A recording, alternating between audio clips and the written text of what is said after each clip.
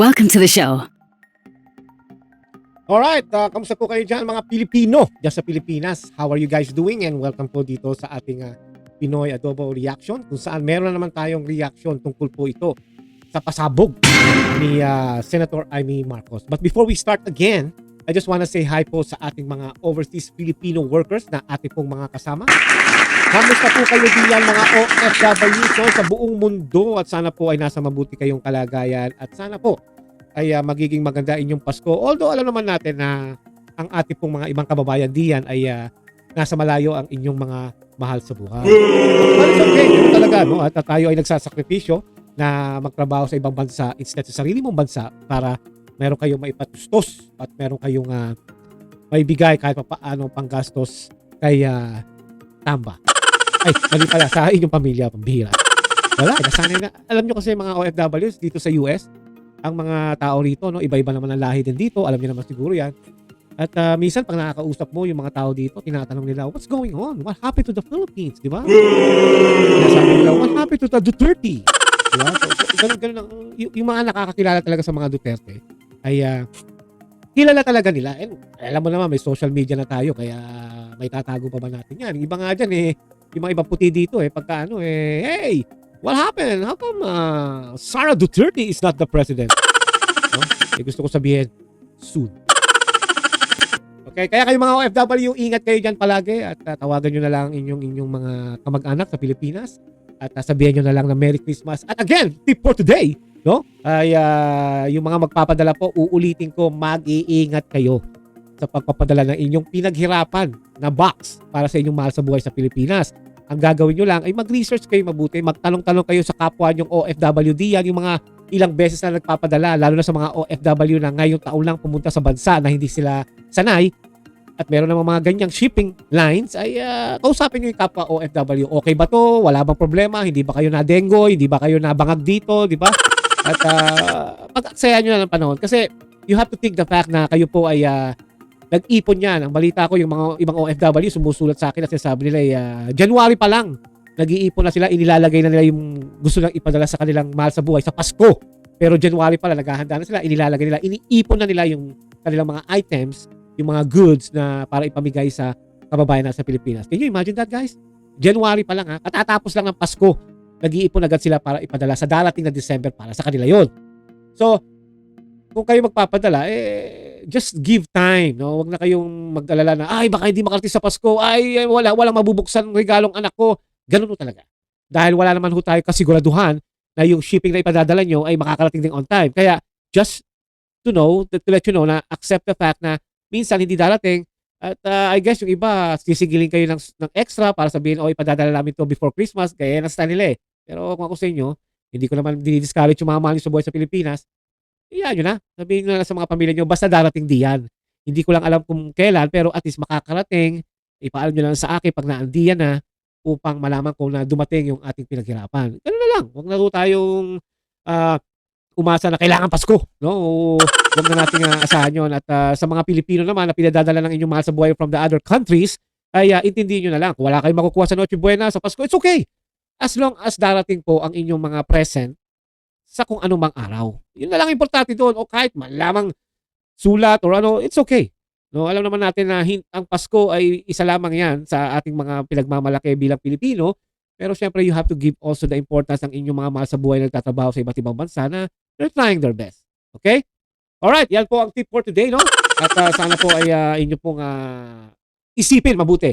Ingat sa mga padala, lalo na sa mga budol. Na ang balita ko, ang mga love na naman dyan, yung mga kunyari, padala mo ko ng pera dito, sweetheart, no? Lalo yung mga budol dyan sa Facebook at kung ano pa. Ingat mga OFW, huwag magpapalaglag sa mga ganong klaseng mga scammer. Okay? Already. Yan. Okay, at ang ating po pag-uusapan ngayon ay tungkol po dito kay Miss Senator Amy Marcos. At alam ko karamihan sa ating mga Pilipino ay naiinis na sa mga pamilyang Marcos pag lalo na ang apelido ay Marcos.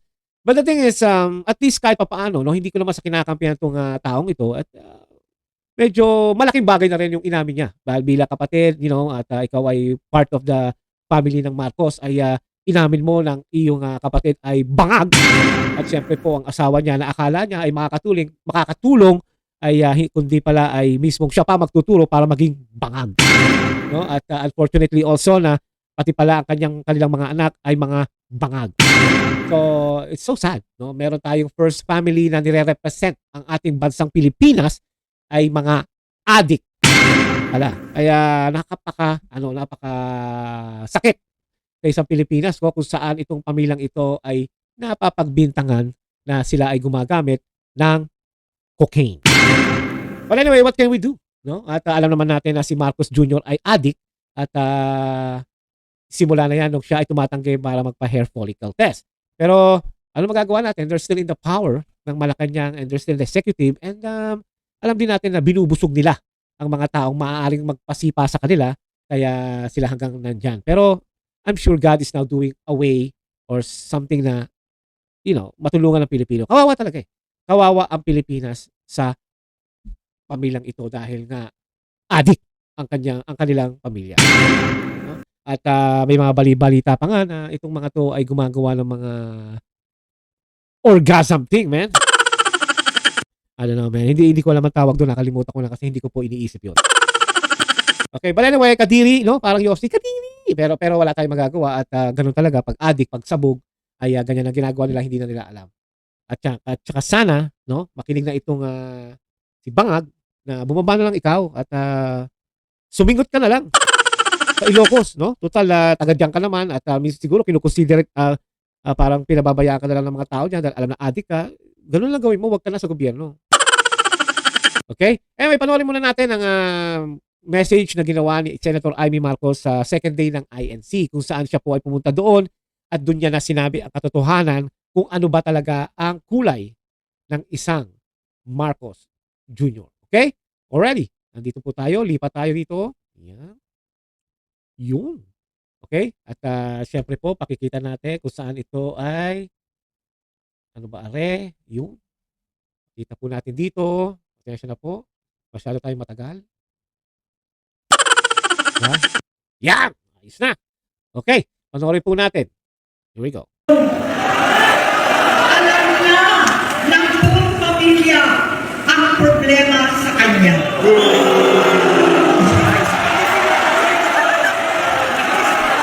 Totoo lang, mababasa naman ng lahat ang mga testimonya ng aking ama patungkol sa kanyang galing at gawain. Noon, dahil may tatay pa kami, hindi ko pa siya responsibilidad. Noong tumatanda, ay mas naging nakakabahala. Batid ko na nagda-drug siya.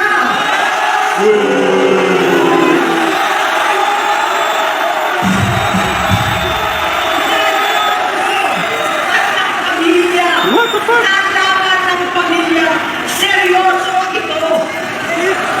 Minsan, kami ng Presidential Guard at Metro Goma ang naglilinis tuwing nagpa-party po sila.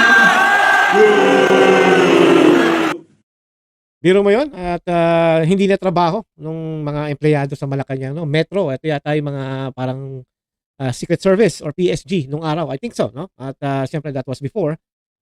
Sila pa naglilinis ng kalat ng ginawa ng mga bangag group. No? Kung saan itong si BBM ay may mga kasamang tropa at doon nila ginagawa sa Malacanang. No? So, walang respeto. Ang Malacanang owned by the Filipinos, by the government. Ang may-ari niyan tayo mga Pilipino. Pero binabastos nila, di ba? Doon sila nagpa-pot session. No? Kaya sabi ko nung pinapanood ko to, may mga nakarating ng ganyan. I was in college also. People are already talking about it. Pero hindi naman katulad ngayon. Hindi. Sino ba mag-aakala na magiging presidente yan? Di ba? Kaya ngayon lang lumalabas yung mga yan. Okay? Nabuhay kaming magkakapatid sa ibang bansa. Kami-kami lang. Kinumbinsi ko pa si Bongbong. Pakasalan mo na si Lisa. See, alam mo, marami rin nainis dito kay Amy eh. Ito pala ang dahilan kaya na pinakasalan niya itong si Butod. Anak ng teteng Amy, ang dami mong kasalanan. Kulon, kapag nag-asawa siya, malalagay na sa tahimik at magkakaroon ng direksyon. Ang laki ng pagkakamali ko.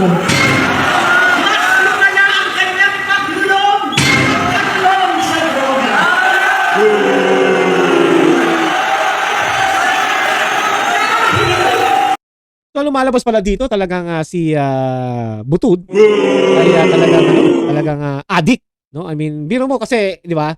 Usually yung iba, eto usapang logical lang 'to, yung mga regular na kwentuhan ay sa may mga taong ganyan, 'di ba? Gago, addict o basagulero or something, hindi nakapag-asawa lang nakapag-asawa. Tumino, 'di ba? Syempre magkakaanak, marirealize niya, ayoko na maging gago. Ito hindi. Imbis na makita niya yung asawa niya si Butod, ay lalo siya naging addict. You know why? Siguro kaya naging lalong addict itong si BBM ay dahil nga tumitinitigan niya yung mata ni Lisa Marcos. Sabi, I'm just gonna be high, man. Rather than staring at your face. Parehas pala silang mag-asawa!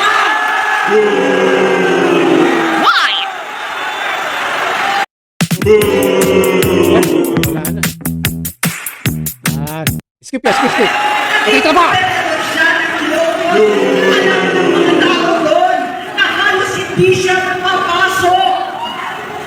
Tuwing kukumprontahin ko siya, ay nagsasabi siya magbabago na siya, aalisin na niya ang bisyo. Hanggang sa may nagsumbong na naman sa akin na sa paggising pa lang sa umaga, kasabay ng almusal, marijuana pala. Alam mo, nakakapagtaka, no? Addict na nga ang presidente.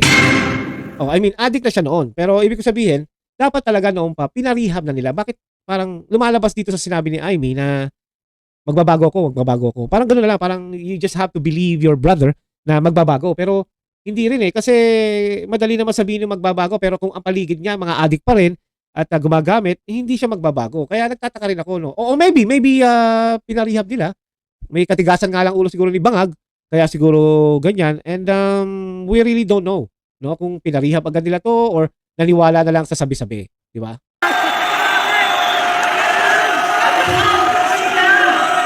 Lahat sila naglilinaw na gumagamit ng cocaine. Kasama ng asawa at barkada. Ulan lang ang ako. Kinastigo ko ang mga barkada niya. Ang nasirang si Bong Dasa, si Elvin Cruz, Inigo, Tony Boy, Sam Anton, ngunit ko yan. Paano? Nagre-resign na sa takot ang mga pulis nila at staff dahil sa lumalalang bisyo. See? At tama-tama dito si Mama Harlika, di ba? Lahat ang sinabi ni Mama Harlika na bangag si Marcos Jr., BBM, ay tama. No? Tama lahat.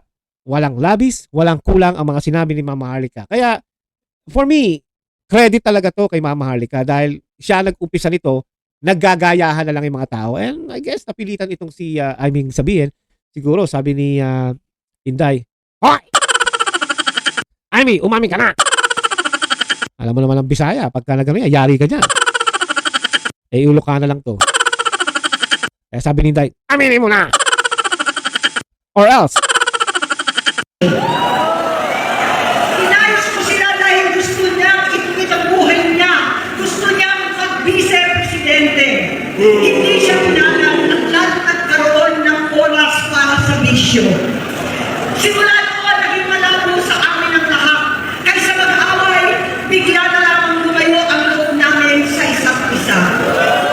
Noong 2016, kasabay ng kampanya ng Pangulong Duterte laban sa droga, lumabas ang pangalan ni Bongbong sa listahan. Nakasama siya sa listahan ng mga celebrities, mga artista, Maricel Soriano at iba. ito naman yung sinabi ni Agent Morales, no? At alam niyo naman niya, kilala niyo si Agent Morales, no? At siya yata yung team leader na aaninan nila, huhuli na sana nila yung sa number 46 doon sa Makati, no? Kung saan kasama doon si Maricel Soriano. And if you remember, ito rin po yung time na napunta sa Senado to, di ba?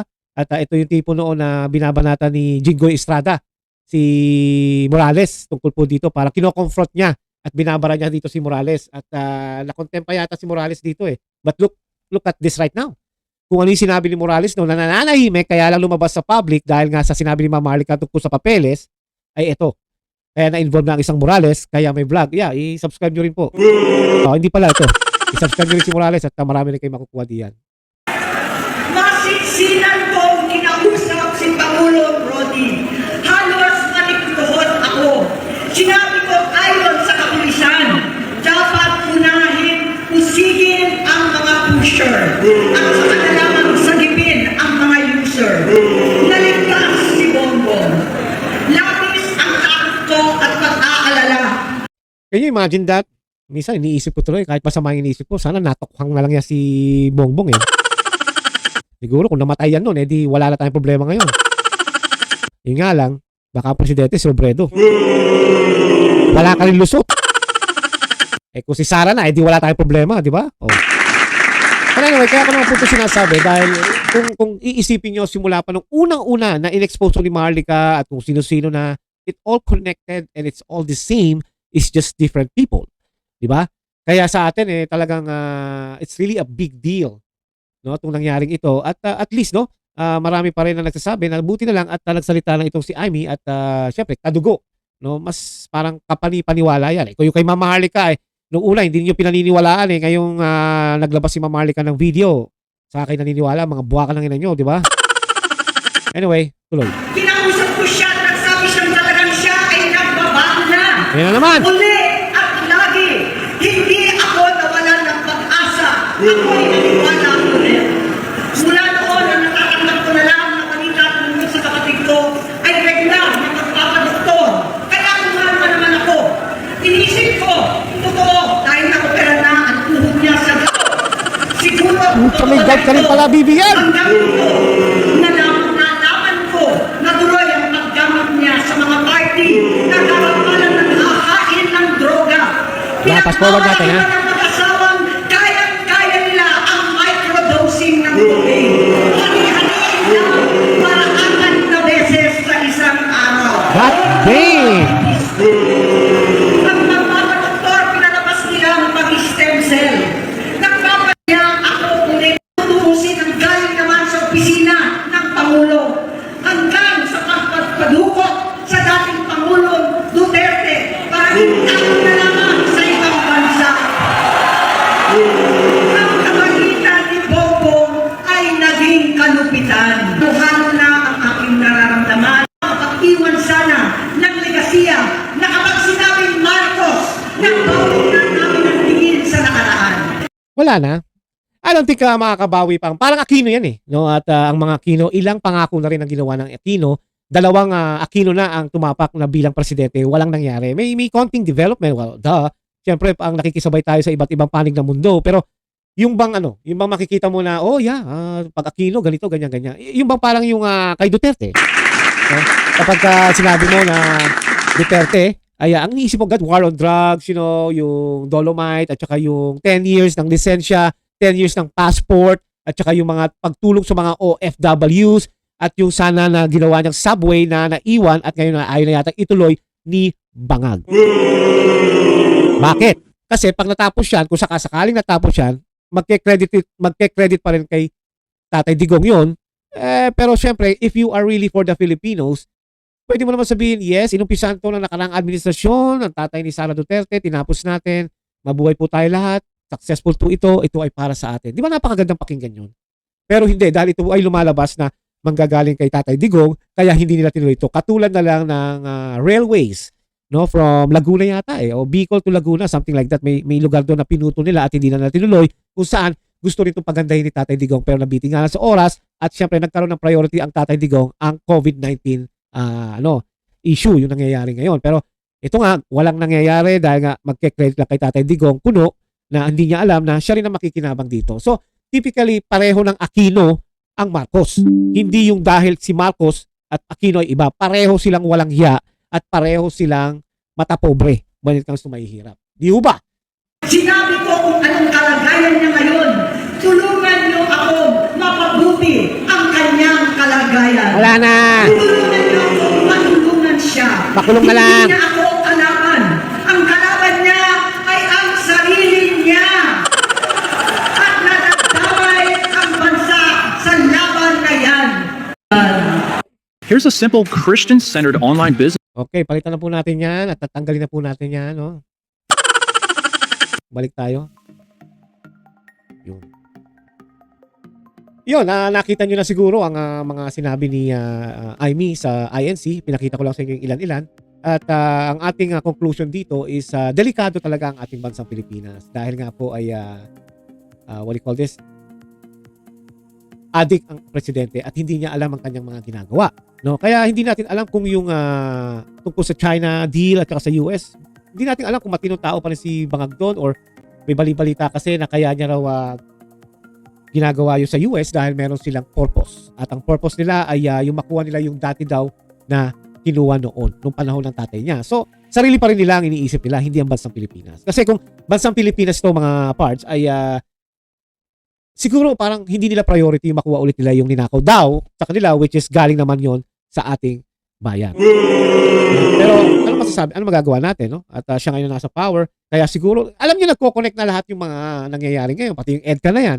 Kaya siguro nagpadagdag siya, baka hinihiling noon ni Biden na, sige, bibigyan kita ng mga tinago namin dito, pero magdadagdag pa kami ng base sa'yo para against sa China. So, they're all connected. Hindi na to yung tamang mag-iimbento ko na lang. They're all connected. And alam naman natin na si Bangag ay hindi na po parang nirerespeto o hindi na siya parang tinitingala ng Pilipino at talagang sobra na ang pagbabastos sa kanya. Ako mismo no, ay binabastos ko na siya dahil wala talaga akong respeto sa mga adik eh. Pasensya na kayo mga pards dahil yun ang aking paniniwala. Pag adik ka at lulong ka na sa droga, mahirap eh. 'Di ba? Sabi naman iba, kailangan tulungan mo yan, parihab mo. Come on, man. This is about the public, no? This is about the Filipinos. Itong hawak ni Bangag sa Malacanang bilang presidente, karapatan ng Pilipino na dapat magpa-drug test siya. Yeah, sabi nga nila, bakit pa magpapa-drug test? Sabi ni Claire Castro, di ba? Si Claire Castro, kilala niyo yan, di ba? At sinabi niya na talaga daw ang mga tao ay hindi maintindihan dahil nagpa-drug test na raw ito nung bago mag-eleksyon. No, hindi niya alam na yung pagpapa-drug test niya noon with kasama sila Sara at kung sino-sino pa ay questionable. Biro mo yung result, isa lang, cocaine lang. Saan ka naman nakakita nun? So, ibig ko sabihin, yung mga marijuana, yung mga ganito, yung mga shabu-shabu, hindi niya tines. Dahil ba ang mga tao tumitingin at sinabi ni Tatay Digong no na dahil siya ay nagko-cocaine, kaya cocaine lang yung pinatest niya. 2 minutes? Alam niyo dito mga parts sa United States, pagka magpapadrug test ka, ihi lang yun hindi 2 minutes. No? Talagang it took a while. Siguro, maximum na siguro baka 30 minutes or 20 minutes. It depends sa process. At hindi lang yun. Sasabihin pa sa'yo, i-send na lang namin sa'yo yung result. Iyon yung natural way, yung normal way kung paano process ng pag-drug test dito sa ihi. Hindi ko lang po alam yung mga follicle test na yan, pero ang balita ko mas matagal yan. Dahil buhok yan mismo. Buti na lang ako, wala na akong buhok. But anyway, ang ibig ko po sabihin, mahirap. At ang ating pong bangag na presidente ay baka hindi natin alam kung ano ang kanyang nasa isipan. Kahit ngayon, simula ngayon. No? After nasabihin ni Aimee, kahit naman ang umpisa pa, 2022 pa lang. Kung saan siya po ay addict na. No? Sa pamamagitan na sinabi ni Ma'am Maharlika. Mga pards, mga Pilipino sa Pilipinas, anong gagawin nyo? Di ba? Ganito lang ba? Magrarally, putol. Magrarally, uwi. Magrarally, bukas na. Magrarally, sa susunod na buwan. Magrarally, siguro. Bakit ganun? Bakit hindi natin ituloy-tuloy na yung pagrarally na yun wala nang uwian? Alam nyo mga pards, ito lang Ito, advice ko lang to sa magrarally sa Mendiola. Alam nyo naman na hinarangan yan ni Bangag, di ba? Yung Mendiola, yung Malacanang, dahil baka mapasok. Baka meron kayong mga contractor dyan na matitino na mag-volunteer na lang ng isang truck, wasakin na, banggay na. Sabi, plunder yan, plunder. Pero ang ibig ko sabihin mga pards, guilty sila kasi gumastos pa sila ng pangharang sa Malacanang para hindi nyo mapasok. Alam nyo, wag na natin asahan ng military. Wag na rin natin asahan ng PNP. And I know, yung mga mabababa sa AFP, sa PNP, alam kong labag sa kalooban nila, lalo na yung mga taong nagbabantay sa mga nagrarally. Labag sa kanila yan. Siguro mga out of 10 na police o AFP, siguro kalahati lang dyan ang maka-pro-BBM. Yung kalahati ng isa, hindi ko sinabi yung kalahating numero ng 10. Kaya ang akin lang mga parts ay I think we don't have to schedule the rally di ba? Dapat tuloy-tuloy na, dapat wala na, ayan na, labas na. Harangin nyo na EDSA, wala na makakadaan. Sorry. Siyempre sabi nila, makaka-apekto sa negosyo, sa trabaho. Wala po tayong magagawa. Trabaho ko ng trabaho, ninanako naman nila Martin Romualdez. Ano magagawa? Parang ang nangyayari, nag-ano nagbabatak ka ng pawis, hindi po shabu, o nagpapakabali ka ng likod mo pagkatapos ibinibigay mo lang kay Martin Romualdez at kay Bangag. Might as well mag-alsa na lang dahil pagka iba na ang presidente, eh baka at least kahit pa paano, makita naman natin ang linaw tulad no 2016 to 2022. Diba? Kaya nga, ito sa likod ko, ayan sa likod. Yan ang pag-asa natin. And I know na ayaw niya magsalita na if ever na siya ay handa na humawak ng isang stressful na trabaho, pero I'm sure sa utak niya, yes, I am ready. Kaya nga tumakbo ng vice president yan para in case may mangyari sana kay Bangag ay sana ay siya nang papalit. Pero alam ko at may balita pa mga parts na meron daw na mga oligarchs ang nagsasabi na they want to lead o pag pinababa na nila si Bangag ay instead na si Sara Duterte ang bababa ay either sila Gibo daw o si Ramon Ang. Alam mo, may mga hearsay, may mga rumor, may mga haka-haka. No? Pero this is against the Constitution. And for me, no one is above the law. At sundin natin ang Constitution because dahil hindi sa makasara Duterte tayo, ay kaya natin inilalagay si Duterte. Bakit? Ano ba si Inday? Siya ba ay what? Secretary of Defense? Secretary of Education? Is she a senator? Or a congresswoman? O sabihin na natin, siya ba ay ombudsman? O sabihin na natin, siya ba ay Comelec chairman? Di ba hindi? She is the Vice President of the Philippines. Vice President. And ano ba ang mandato ng isang vice presidente dahil binoto yung mga Pilipino? Binoto natin. Na in case may mangyari sa presidente sana, ay siya papalit. Di ba? And that's in the Constitution, 1987 Constitution. And I know, 1987 Constitution is not really perfect. Marami kabangangan doon. Pero isa lang to sa magandang Constitution ay umupo ang isang Vice President. Kahit halimbawa, ang naging Vice President ni Bangag ay si Robredo, at kung gaganyan-ganyan nga si Bangag at si Robredo papalit, wala tayong magagawa doon. Si Robredo talaga ang papalit. And I know, Pink Lawan will be happy about it if ever na si Robredo ang Vice President ni Bangag. But the real here is si Sara Duterte ang Vice President natin ngayon. Diba? So, since adik ang presidente, he's not stable at talagang weak at bobo, kaya kailangan na talagang si Vice na ang mag-step up. Whether Vice President Sara Duterte doesn't like it or not, you will become the president. Now, sa mga taong nagsasabi na baka raw itong si Lacson ay meron daw pinagbubuo ng isang militia or something, di ba? Ay baka sila raw ang humawak ng gobyerno. No. Mga Pilipino, wag na wag tayong papayag. Alam naman natin, ang vice presidente, walang ginawang masama yan. No? Pinagbibitangan. Ganun talaga eh. It's politics. Di ba? Ngayon, kung sasabihin mo naman na may nagsabi sa akin, bakit si Binay, ganyan-ganyan. Si Binay talaga namang kumupit yan eh. Huwag nyo naman ikumpara si Sara Duterte kay Binay. Dahil si Binay, meron talagang kickback yan. Sa Makati pa lang. Okay? Already, at hanggang dito lang muna po tayo at sana po ay nagkaintindihan tayo sa ating pinag-usapan. At ngayong mga Pilipino, alam nyo na si Bongbong Marcos Jr. aka Bangag ay isang lehitimong addict hanggat hindi siya nagpapa-drug follicle test, he is still a addict. Okay? At alam naman na natin yan, ngiwi dito, ngiwi doon, nagdudugo dito, nagdudugo doon, at kung mapapanood nyo lang ang sinabi ni Dean Chase nung sila ay nagpumunta sa Amerika, sila po ay Kadiri. Already, at ganito lang po muna at tayo ay babalik po muli at syempre po, itong aking buddy, si Aguila. Hello Aguila, how are you? Are you a good boy? Okay. At yan po ang aking buddy rito, no? At syempre po, sabi nga ni Senator Marcoleta ay hopya lang.